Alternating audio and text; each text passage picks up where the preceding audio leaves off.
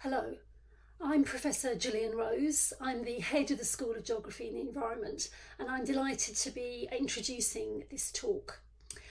Once every term, the School of Geography hosts a research seminar that we hope will be of wide interest to all our staff. And this seminar, this term, is a very special all-staff seminar because it's part of the Women Making History campaign that's just been launched by the university to mark 2020 as the centenary of women's right to matriculate and to graduate here. In other words, to become full members of the university. Now, that was just a first step on a journey that the university and the school are still on, a journey towards becoming fully diverse and inclusive academic communities. But we're marking the 100th anniversary of women becoming full members of the university this afternoon by exploring a thing inexpedient and immodest, apparently, women in Oxford's School of Geography. And I'm delighted to welcome Dr. Elizabeth Baigent, who'll speak to that topic. Dr. Baigent is reader in the history of geography here at the University of Oxford. She's been research director of the Oxford Dictionary of National Biography, and she's particularly interested in how biography can uncover geography's hidden histories. She sits on the International Geographical Union's Commission on the History of Geography, and she co-edits its serial Geographers Bio-Bibliographical Studies. And next year she'll be convening a conference taking place to commemorate 100 years of degrees for women at the University of Oxford. And I'm delighted to hand over to Liz right now. Thanks, Gillian, for that introduction. It's lovely to be here today talking as part of the university's celebrations to mark 100 years of women's graduation. And it's lovely to be able to talk about how in particular that has relevance for the School of Geography. So, a thing inexpedient and immodest, women geographers at the University of Oxford. Now, I take the title of my lecture from a university sermon given in 1884 by J.W. Burgin, whom we see here, to educate young women like young men and with young men, a thing inexpedient and immodest, he said. Now, Burgin was described by his recent biographer as an indefatigable champion of lost causes and impossible beliefs. So we mustn't pretend that all men or all clergymen thought along the same lines as Burgin. This was by no means the case. And in any case, there were already, by 1884, when he gave his sermon, there were women in Oxford. They were in Oxford, but they were not of Oxford. So they were in Oxford, having a higher education, but not on the same lines as men and not with men. So some of the landmarks of women in Oxford are in 1879, when Somerville and LMH and the forerunner of St Anne's, the Society for Home Students, they were all founded in 1879. And in 1875, since then, women had been taking degree-level examinations for women. But women's colleges didn't have the same status as men's, and women, as we know, couldn't take their degrees until 1920. And the image that you see there is of women waiting to enter the Sheldonian in Michaelmas term 1920 to graduate. But of course, they'd had to wait a great deal longer than simply waiting in the foyer there. So there were women in Oxford, but they were not of Oxford. And it was this really that Burgin was objecting to.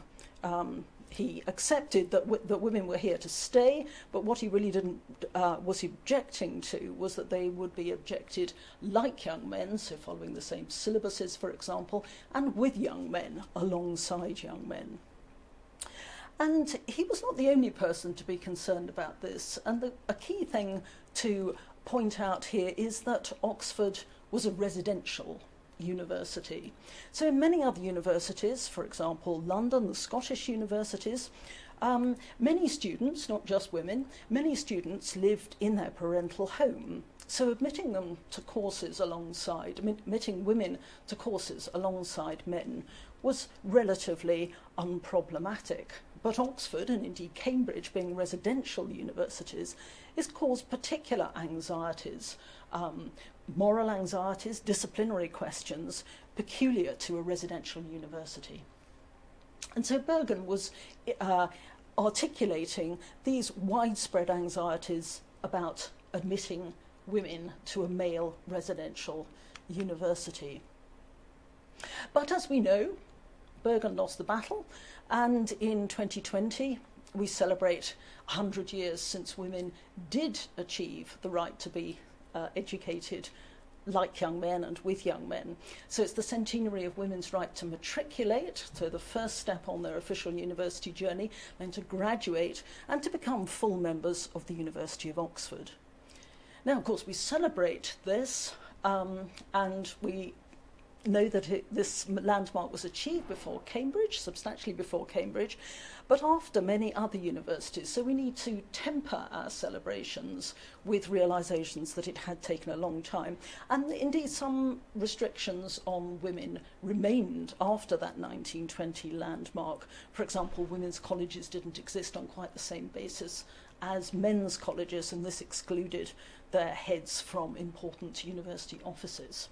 So it is a cause for celebration, but we need to temper our celebration.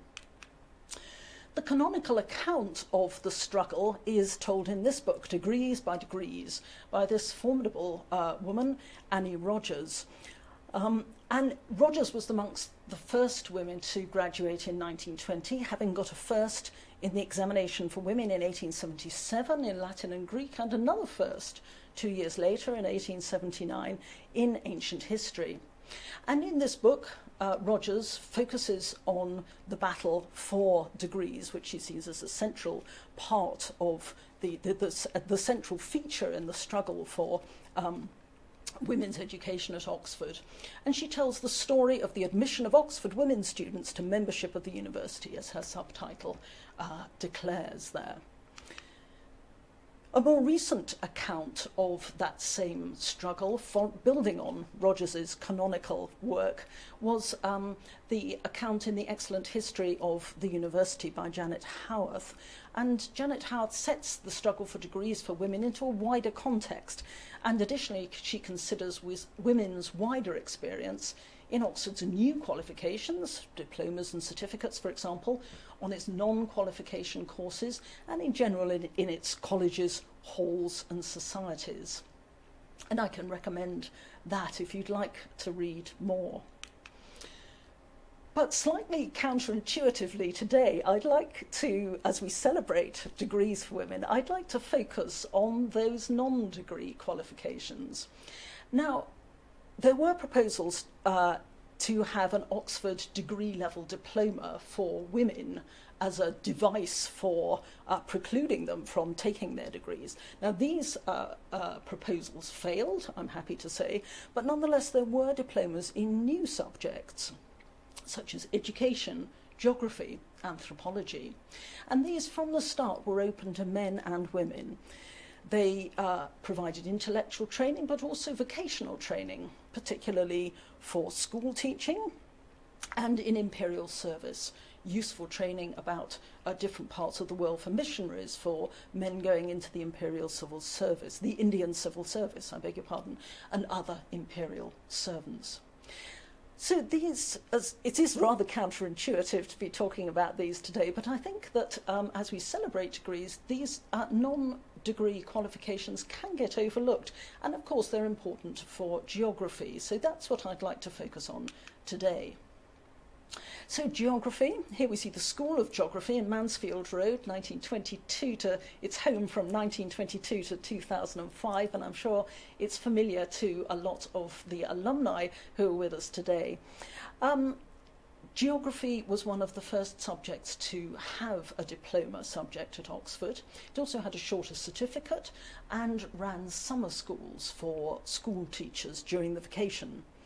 And those activities took place between 1901 until 1939. And from 1932, they became less popular because that was the year in which geography established its own degree, its own final honour school. And having got a degree, the non-degree qualifications fell off in popularity, and in 1939 they were stopped. So I'm going to be focusing on that period of 1901 to 1939 to look at those non-degree qualifications which really shaped the early school of geography. So, Oxford School of Geography, here's a picture of its first home above in the old Ashmolean building on Broad Street. I'm sure many recognise the building. Its canonical history is really male. In 1887, the school was founded by Oxford men, plus an all-male Royal Geographical Society. That Royal Geographical Society was male until 1913, when the first women were admitted. The first post holder in Oxford was a man. He was Halford Mackinder, reader in geography. And the School of Geography was known for providing courses for male imperial servants. Its own account of itself, really, is that it had a shaky early history, but was held together by heroic, self-sacrificing male leaders. And in the 20th century, it undertook heroic war work in the Second World War under Professor Kenneth Mason. This war work was involved in researching and publishing the Admiralty handbooks. These were handbooks for service people, so that wherever they were in the world, there was a geography of that area for them, so they could find their feet quickly and carry out their war work effectively. So this canonical history is thoroughly male. Its geography comes out as wedded to an imperial cause, a site of heroic male endeavour with heroic leaders holding the thing together, and strategically important to the nation in its war work. And the rhetoric of its early leaders shows that they conceived the discipline and the school as male. Here we have Sir Charles Firth, who is an historian, and he described in 1918 how Oxford's geography diploma was designed for honours men.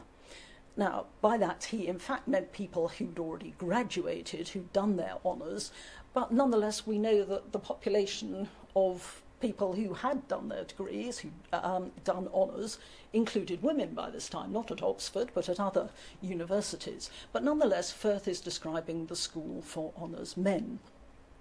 Firth, of course, was an important modernising historian, so I'm not at all suggesting that he was a sort of backwoodsman in this sense.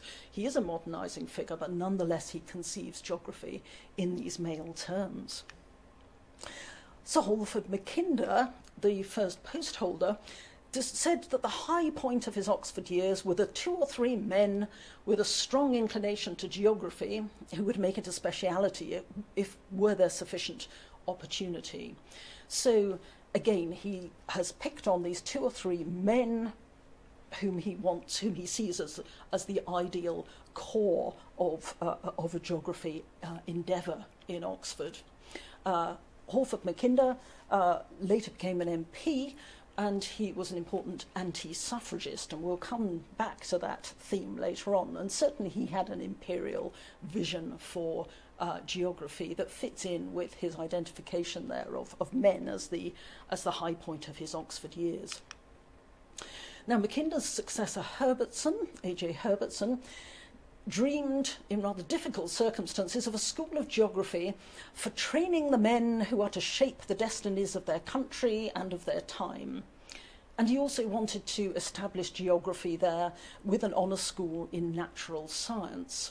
So he's envisaging it as a training ground for men, and he's envisaging that the training is going to be in natural sciences. And we know that natural sciences, particularly at this time, but still today, attract a preponderance of men. Lieutenant Colonel Kenneth Mason, whom I've already mentioned in connection with the schoolwork, he said, described the School of Geography as training men for the Colonial Office, the Church, the Army and the Air Force, business and banking.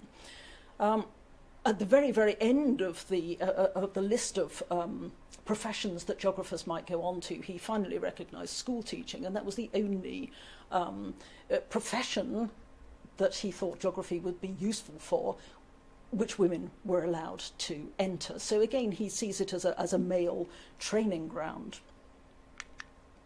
So overall, the discipline of geography and the institution of the School of Geography in Oxford are portrayed as male in its canonical histories. However, the iconography of the school tells us a different story. This is perhaps the most famous photograph of the School of Geography in its early years. It's of the first diploma students in 1901. And you'll notice in the front row we have Joan Reynolds, who was in the first cohort of students. And so we see women are present from the start. And in fact, Joan there is one of 3 students. The others are tutors. So she's one of 3 students pictured in that in that photograph that I'm sure many alumni will remember up in the main hall of the School of Geography building. So right from the start we have women as a presence in the school's iconography. Here's a picture of some diploma students in 1916, and you can see a large number of women students there, and the middle row are tutors, and we have a woman tutor there, Nora McMunn, whom we'll come back to later. Here are some images, some rather nice ones, of Oxford's summer vacation courses. And again, you'll see that there are a large percentage, there's a large number of, and a large percentage of women on these vacation courses, identified by their very elegant hats. This is the first degree cohort in 1934, and again, women are there prominently. There are 4 women and 5 men, and the other 5 men are male tutors there. So the iconography refutes Oxford geography's wholly male story, and in fact, so does its history. Let's go back to some of those people whom we've already met. Now, on the front row there, second from the left, is Dorothy Wharton. She was the first person to get a first-class degree in geography, and the first person to hold the School of Geography's graduate research scholarship. So she wasn't just the first woman to do these things, she was the first person to do these things. The first person to get a doctorate in the School of Geography was Enlan Yu, who was a Chinese-American student who took her degree, DPhil, in 1940 from Ling College. She'd had her undergraduate training. And we also see Nora McMahon, who we met before, that tutor in the middle row there. She was the longest serving of the school's early tutors. She served for 33 years, and which is longer than all these heroic male leaders combined. So, in fact, iconography and history refute Oxford geography's wholly male story, and so do its statistics. Now, we've mentioned the various qualifications in geography, and we can see that the main qualification is the diploma in geography, that's the 2-year course, and we can see actually a preponderance of students were women, 168 compared with 100 men. Women were outnumbered in the shorter certificate in geography, and there weren't any women at all in the certificate for surveying, because that was for imperial servants who were necessarily male. So overall, there were slightly more men than women, 226 compared with 207. But in the main qualification, there were actually more women than men. And similarly, statistics about staff, to go back to the 1910 summer school, which we can see this nice image here, there were 19 demonstrators, of whom 11 were women. So statistics, iconography and history all start to make that wholly male story creak a bit. So who were these women that we know nothing about? Well, the early women students, whom I'm going to say a bit less about today, I'll focus on the staff, they were almost all actual or potential schoolmistresses. Many were older than typical undergraduates. Some were taking the diploma after taking a degree at another university. Some were doing a diploma after doing their Oxford final examinations. So, as we remember, they couldn't graduate, but they'd done all the 3 years of education for that. And some were doing their diploma instead of a degree. And the key thing is that they had a firm career path, and their salaries on that career path gave them economic power in a really precarious school of geography. We'll come back a bit later on to how precarious the school was. Who were the women's staff? I'd like to tell you some of their stories in a little bit of detail. The first one really is Fanny Herbertson. Now she was a clever woman. She started off as a classicist. In 1888 she got her BA from London University. She got her first in classics and was placed equal second in the university as a whole, which is a really remarkable achievement if we consider how important classics were in a typical public school education which boys secured. So she was a really very clever linguist. She was a schoolmistress at Cheltenham Ladies' College, but she was interested in ideas about sociology and geography, and in 1893 she married A.J. Herbertson, who was at the School of Geography. Later, he was at that point at Manchester. And so she married, and she really changed direction in her intellectual and publishing life to support the geography. And she was a de facto staff member at the school. She was really important in establishing geography.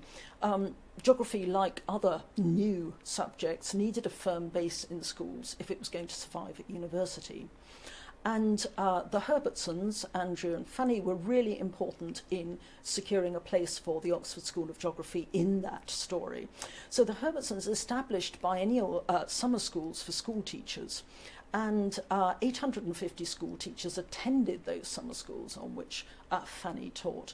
And they were really, really important in raising the standard of geographical education in schools so that it could subsequently be raised in universities. And Fanny was by no means just a hanger-on on these summer schools. Here's a description of her. Mrs. Herbertson, busy, energetic, a driving force at the summer schools, always everywhere, keeping everyone up to scratch. So she was really heavily involved in the geographical teaching, although she didn't have an official post at the School of Geography. She was also an absolutely prolific writer of geography textbooks for schools in the nation and also at the Empire. She wrote some with her husband, with A.J. Herbertson, and some alone. Here's an example of one, Descriptive Geography from Original Sources, which is actually a rather attractive series that she wrote. She said she aimed to depict the world in the language of men who've seen it. So Fanny, who was the author, you'll see she's first on the cover there. A.J. Herbertson comes second as the series editor. Fanny selected and reproduced travellers' accounts, consular reports, and other accounts of different parts of the world, in the language of the men who'd seen the world, in fact. And the men who'd seen the world, in fact, included women. So, for example, Fanny gave excerpts of Lady Brass's travel account of Central and South America in Fanny's own volume describing that part of the world. Lady Brassey, for those who are interested in travel writers, was a famous travel writer at this point. She sailed round the world on her yacht, the Sunbeam, and had a nice time in various places, various parts of the world, which she wrote about and took photographs of. So Fanny Herbertson is aware of the breadth of literature out there about different parts of the world and includes it in her geographical textbooks. So Fanny Herbertson never had a formal post in the school, but she was a really important figure in securing its early development. Someone who did have a formal position was Nora McMunn, and again we see her in that middle row. That's the tutors, and she's on the left there. Now she had pursued modern history at Oxford. She'd done the final honours school in modern history and had followed that with a diploma in geography. And after having done the diploma, she was immediately appointed demonstrator in geography. So she was only the second woman to hold a university position at Oxford, which is a really important landmark. And she progressed up the scale at Oxford, senior demonstrator, assistant lecturer, lecturer, and so on. And she was amongst the first cohort of women to graduate in 1920. She was at the School of Geography, and she also taught at the Society for Home Students. If you remember, that's the forerunner of St Anne's College. And she made an important intellectual contribution. Here are some of her publications. She, like others in the School of Geography, was writing regional geographies, which was the reigning paradigm in Oxford, in geography education at the time. And she wrote accounts for Oxford Geography series, but also in things like the Oxford Survey of Empire, when she gave a very crisp account of the strategic importance of Gibraltar and Malta, showing her strict army family background. She had a really very firm grasp of strategy. She also wrote geographical teaching materials, and with her early training as an historian, continued her scholarly historical research. Interestingly, she was also heavily involved in the suffrage movement. Now, this was originally an artefact of her home background. Her mother and her sister and she were all very active in the Women's Suffrage Propaganda League in their hometown.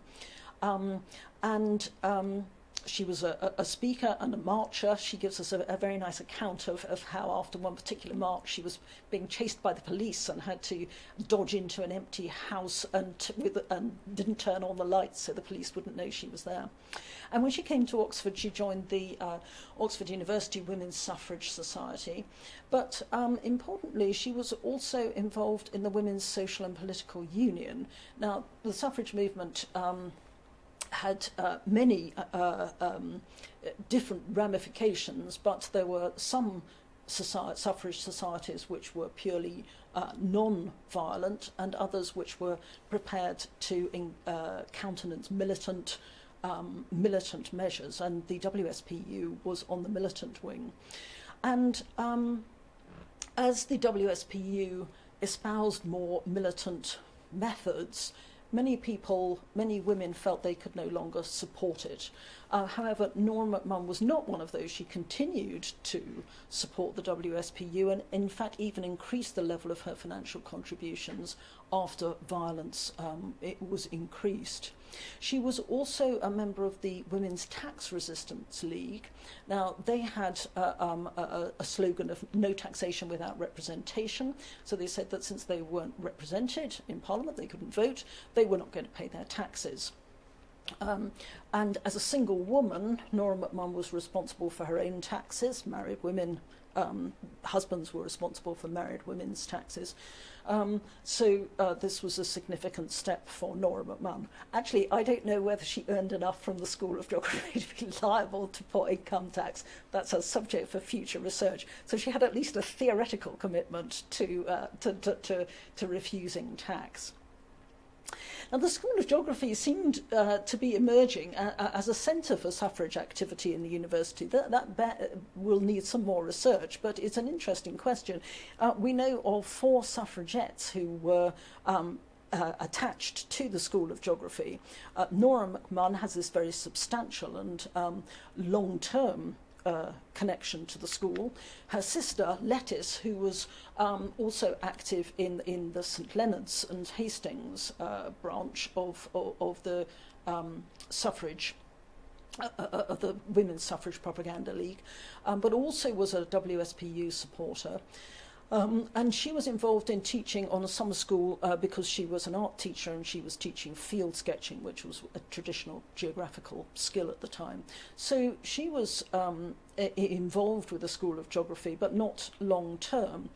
Another WSPU member was Madeline Fripp.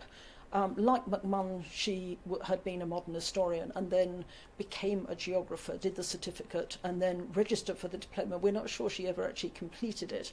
But she wrote geographical article, and she was one of the first women fellows of the RGS, so she thought of herself as a geographer. And she was involved in the WSPU in Oxford as a committee member. She supported the WSPU financially, and she was absent from the 1911 census. Now, this was again another way of resisting, agitating for the women's suffrage, was to say that if the state didn't recognise me as a person because it wouldn't let me vote, then I would evade the census of 1911. There was a broad campaign for census evasion, which was of course illegal, so this was quite a significant step. Negative evidence is tricky. You can't actually tell why someone was absent from a census, and it's possible that they were simply overlooked, but I think it's significant, given her other activity, that she was absent from that census. So she's our third suffragette, and our fourth suffragette in the School of Geography is Dorothy Wharton, who again was absent from the 1911 census, and much more tellingly, she was actually, in 1912, she was sentenced to a month's imprisonment for malicious damage in a suffrage protest. The following year, she achieved her diploma with distinction, so I think she must have been a diploma student while she was sentenced to a month's imprisonment. So Oxford School of Geography does seem to have had some quite significant suffrage activity. That's something that needs more research, but I think it's it's certainly rather distinguished part of the geography's history here in Oxford.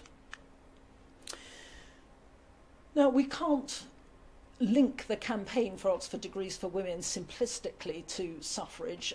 Links between the two are evident at an individual level, and we see influence of family background here rather than necessarily Oxford. So we can see, for example, with the McMunn sisters, they were already wedded to suffrage before they arrived at Oxford. But there does seem to be a little cluster of suffrage activists in geography, Nora McMahon being central, and she was a suffragist before she came to Oxford. So Oxford didn't make these women suffragists, but it's interesting that they clustered in the School of Geography when they were here.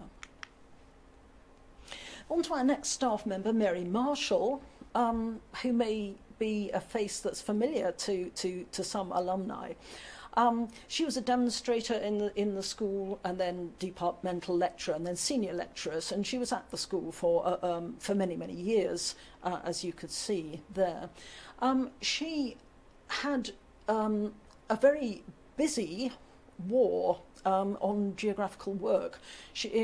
Initially she was cartographer to the Oxford War Agricultural Committee and was working under a great deal of pressure then.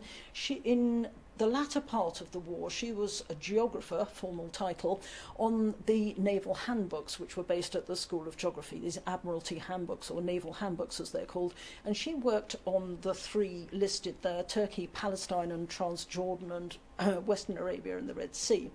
And important in contributing to these mainly jointly authored works, which were to help service personnel find their way around different countries where they'd been posted. In really a frantic level of output, she was also really involved in the Land Utilisation Survey's Oxford volume. This again was a sort of modernist planning venture under Dudley Stamp, which was trying to track land use throughout the whole country. It was a big project involving school children and many others who provided information which was consolidated into big reports by geographers and others, and was going to be part of sort of rational land use planning after the war. Now, many will remember Mary Marshall as a rather reclusive figure. She was not in good health, and many may remember she kept rather odd hours in the School of Geography, looking for peace and quiet because she suffered from bad tinnitus. But I think what's really interesting about looking at her history is the extent to to which she was extraordinarily productive in the war years, and really benefited from planning, from research, being in part of research groups with a clear publication schedule and a focused kind of output. She didn't sustain an individual research career. We mustn't criticise her for that, because a lot of the other members of staff, the male members of staff in the university, in the School of Geography, didn't do that either. But it's interesting to speculate with others who've worked on the naval handbooks that for many of them the pressure of work in the war was such that they never quite recovered from that. So Mary Marshall perhaps would have flourished in the kind of team-based research, thematic research group culture that we have now in academe. So why do we know so little about the women staff members that I've just told you about, and indeed the students? Well, these are perhaps hidden histories, as some people have called them. They were unofficial members of staff in some cases. Fanny Herbertson, for example, isn't mentioned in canonical histories or even the account books because she was an unpaid helper. And they're kind of branded as uninteresting. So, for example, Nora McMunn isn't mentioned in the history of the school in the First World War. So her male colleagues, for example, take up government work of importance or go on active service, capital A, capital S, and we get the impression that Nora McMahon is kind of left behind. On the other hand, her male colleagues who don't go off to war, they're described as holding the school together. Whereas, and we've seen that Nora McMahon actually works for more years than they do. But the impression given in the literature is that she's not interesting, that other people are going off to do interesting things, and she's simply left behind. So these are hidden histories, but they're hidden in plain sight, really. And the reason we know so little about the women is that no one's looked for them before. The research for this talk comes from a collaboration that some members of the School of Geography did in writing a group biography for this series here, Geographers Biobibliographical Studies. And I'd like to acknowledge the contributions of Heather Viles, Claire Han and Susan Squibb to that project. That article appeared in volume 38 of that serial, and that was the first volume where every geographer who was memorialised was a woman. There are lots of volumes where all the geographers memorialised are men, and this broke the mould in having an entirely female cast, which was nice. So these women are hidden in plain sight, and we know so little about them because no one's looked at them before. Heroic work was undertaken with some of these work by Avril Madrill, who's an alumna of the school, and you may know. And then we built on that in this article here. So we've seen how the early rhetoric of the school was relentlessly male. And to counterbalance that, I'd just like a slight digression to give you some gendered description of women geographers. Here's an early research geographer, Mari Bentivoglio. It's refreshing to meet such a feminine and charming girl whose excellent brain and fund of knowledge have not yet made her into a feminist, was the view of the Sydney Mail in 1930 after Mari Bentivoglio had settled in Australia. So we see a kind of gendered comment that men would simply not have had made about them. Elizabeth Buxton, whom alumni may remember, she has the disadvantage of being 6 feet high, but a very clever, charming girl who's very keen on her subject. Thus wrote someone who was actually writing her a reference for a post. So it's interesting what the referee felt called upon to write. Moira Dunbar, who trained at the school and then went on to become a very distinguished glaciologist. They regarded me as some sort of cross between a delicate flower and a dangerous disease, she said, of her efforts to pursue a career in glaciology, which necessarily took her to high latitudes of rather of strategic importance. So we see the prevalence of gendered language, not only in descriptions of individual women, but descriptions of the geography school itself. And we see that women were rhetorically emblematic of geography's marginality. The School of Geography, which I mentioned was rather precarious, is just constantly described as a Cinderella. There's some citations there. It's a Cinderella subject, the use of the feminine word there.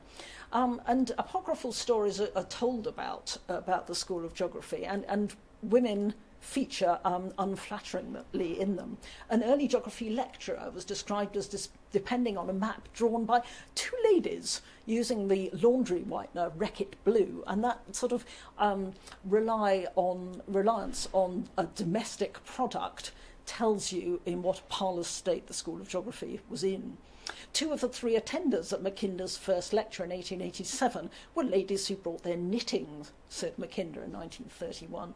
So now those latter two ones are stories intended to be humorous, and indeed they are geographers telling stories of their discipline's fragility, but still the emblem of their fragility is their reliance on women. And geography, we need to emphasise at this point, is extremely marginal in the life of Oxford.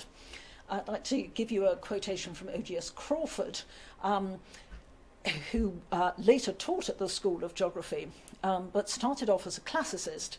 Now, he told his college tutor he was giving up greats, classics, to take up geography as an undergraduate subject. It was like a son telling his father he'd decided to marry a barmaid. Going from greats, classics, to geography was like leaving the parlour for the basement. One lost caste, but one did see life. So, by Oxford's priorities, geography was close to the bottom. And it's hard to exaggerate, I think, how precarious Oxford geography was. The initiative to establish it came from outside the Royal Geographical Society. The first post holder's salary was subsidised by the Royal Geographical Society to try to get the university to respond. And it was really not clear if it would carry on after the subsidy ended. It did, of course, but that was by no means clear at the time. It was more than 40 years before a final honour school was established, and as we celebrate 100 years of degrees for women and recognising the importance of an Oxford degree, we can see that that was shared by the geographers who were constantly trying to get it established as a degree subject, but that took more than 40 years. Geography dons lacked college fellowships, again an icon of a rival in Oxford terms. In the diploma days, the students were lower middle class women, not the upper middle class public school boys who were taking other subjects like classics round the university. And an example of how really financially precarious the School of Geography was comes from that OSS Crawford, who was a tutor at the school, and he describes after the summer school, A.J. Herbertson, the head of the school, divvying up the proceeds of the summer school amongst the tutors. When he'd seen how much had come in fees, he could then determine how much his tutors were going to earn. So it was really a precarious hand-to-mouth kind of setup. And in that marginal setup, women had thrived. And curiously, as the School of Geography became better established and less precarious, so it became more male. So, as I mentioned, its final honour school, that is the degree subject, degree course in geography, was established in 1932. And this was a really important stage for the discipline, just as it was for women. But as soon as that was established, the percentage of women students fell compared with the diploma days. The percentage of women staff members fell compared with the early decades of the 20th century. And the school came increasingly to represent the male ideas of its male founders, which is where we started the lecture. It was more male in terms of the students and the staff. It was less linked to teaching, to school teaching, and more to a broader career spectrum. The army and the air force and the church and banking and all those things that Mason described, if you remember from earlier on in the lecture. And it went up the social scale because the teachers that it had trained had been primarily at or destined for local authority, that is state schools, but it now had an intake of public school boys who dominated the subject, as they did the university as a whole. So did the early women geographers affect Oxford's view of itself? I think not. They were really marginal people in a marginal discipline as far as the wider university was concerned. But did the presence of Oxford women geographers matter to the discipline? Well, yes, it did, because Oxford was the first university geography department in the UK, and it was women's fees, who kept it going. And women geographers made a substantial contribution to the four main objectives of pre-Second World War geography in the United Kingdom. They were establishing the discipline in the schools. They were writing the geography textbooks, for example, that Fanny Herbertson was producing, or the geographical guidance that Nora McMunn was producing. They were tutoring the women school teachers who were taking the subject into school. They were consolidating the discipline in the universities through their work and through their writing. They were writing regional geography, which was the main paradigm in geography, and they were contributing to that. And they were making strategic and intelligence contributions, we've seen with Mary Marshall in the Second World War. And all those things really were a prelude to the post-war school, when a woman was the school's first research scholar. And that's Margaret Sweeting, who'll be a familiar face to many alumni. She was appointed in 1953, became a reader, and she was really important internationally as a scientist. That was reflected in 1977 when she led the first British scientists to mainland China, which previously had been closed to academic and scientific exchanges, but she led the first group, not just the first group of geographers, this is the first group of British scientists to mainland China. And she was the first Oxford geographer really to look like a modern academic with an international research career. And when I gave this lecture live, someone pointed out, but she did get to be acting head of department. But to which I'd point out, she was acting head of department. She did all the work of being head of department, and she was never appointed head of department. So she was, to some extent, she continues the story a bit of women being overlooked. But on the other hand, she is the first Oxford geographer to look like an international research scientist. Are women visible now? Yes, they are. We had a first woman professor in 2003. Margaret Sweeting was never appointed professor, but there was one in 2003. And we think about 2012, that's a date to be checked, we had a woman head of department who actually had the title head of department, not just did all the work. But nonetheless, maleness is still reinforced in the quotidian life of the school. So the chair in geography is the Halford Mackinder chair. There are 4 FHS prizes named after men. I think there's now one which was instituted by Linda McDowell, but I don't think it bears her name. Until very recently, all the lecture rooms in the School of Geography were named after men. I'm happy to say that that has now been adjusted, but the alumni lunch, for example, is still named after Andrew Herbertson. So maleness, wherever we function in the Oxford School of Geography, maleness is still reinforced there. So, was the presence of women geographers being taught alongside men, was that inexpedient and immodest? I'd like to suggest no. I'd like to suggest no, it was vital to the school and vital to the discipline. And to, as we celebrate the 1920 graduation of women, to recognise that as a really important milestone, but not to forget the contribution of earlier women. And I think apart from anything else, the looking into these early women reminds us that there's still work to do in broadening Oxford to all. Thank you very much.